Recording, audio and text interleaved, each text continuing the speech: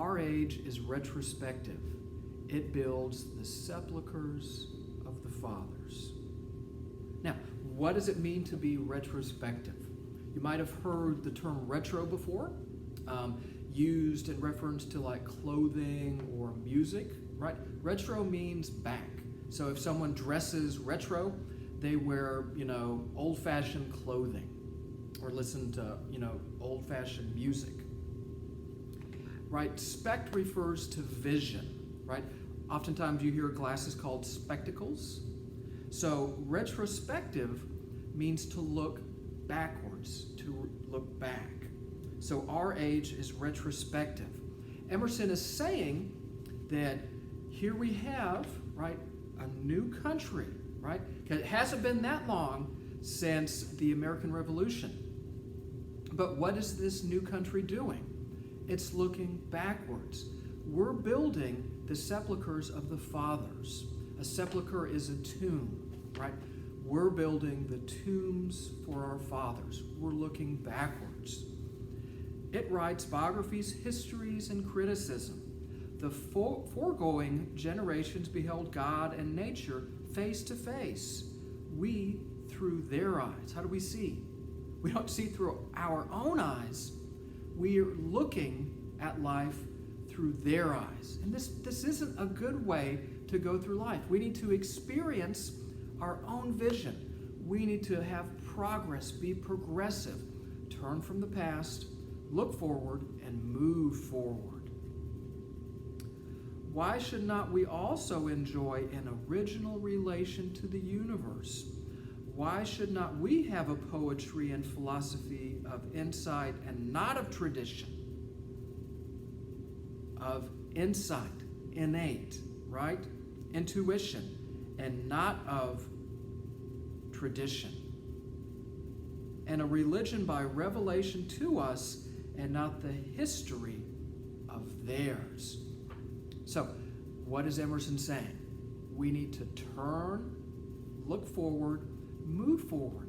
We need to start doing new things for ourselves. Embosomed for a season in nature, whose floods of life stream around us and through us. That's transcendent, right? So nature moves around us, and also through us, and invite us by the powers they supply to action proportioned to nature.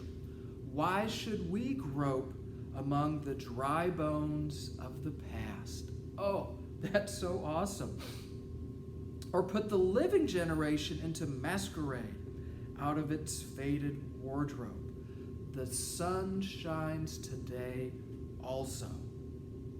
There are new lands, new men, new thoughts. Let us demand our own works and laws and worship. Yes, this is what we need to do. This is what we need to do. And how are we going to do it? With nature. It's that flood of life that's streaming around. Undoubtedly, we have no questions to ask which are unanswerable. Yes, look at that spirit. That's manifest destiny, y'all. We have no questions to ask which are unanswerable. Ask the questions. We must trust the perfection of the creation so far as to believe that whatever curiosity the order of things has awakened in our minds, the order of things can satisfy.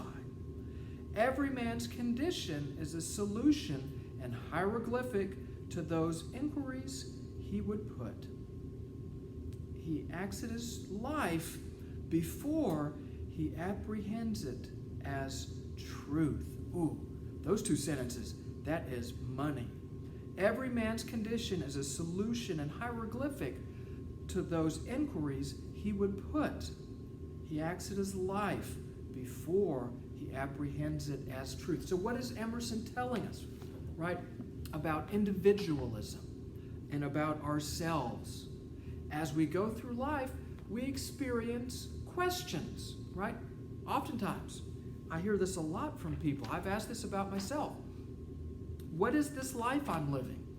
What am I supposed to be doing with myself? How can I find myself? Now, what is Emerson saying? Right? Every man's condition is a solution in hieroglyphic to those inquiries he would put. Right? Hieroglyphics, pictograms. Right? When you look at those pictograms, you really can't make sense of it. But every man's condition is a solution. What's the solution? The answer.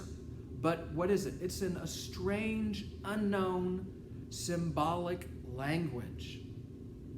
You act it as life before you apprehend it as truth. So in other words, the answers to the questions that we ask, we live.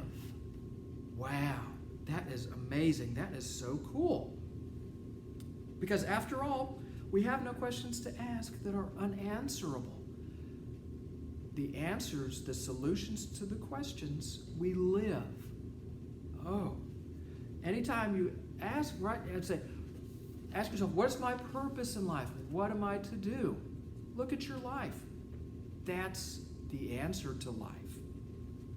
Now, let's jump ahead a little bit further under the subheading nature to go into solitude. Ooh, solitude, being alone, separating yourself from society. Remove yourself from society.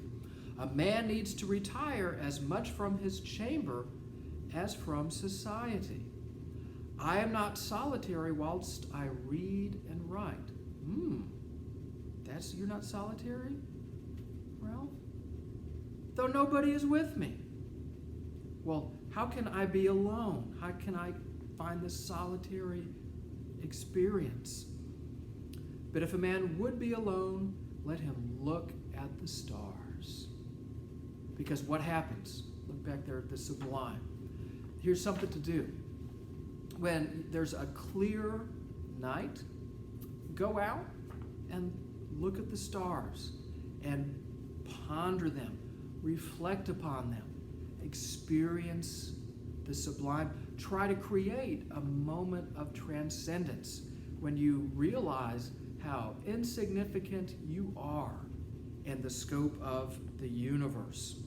One might think that the atmosphere was made transparent with this design to give man in the heavenly bodies the perpetual presence of the sublime. Seen in the streets of cities, how great they are.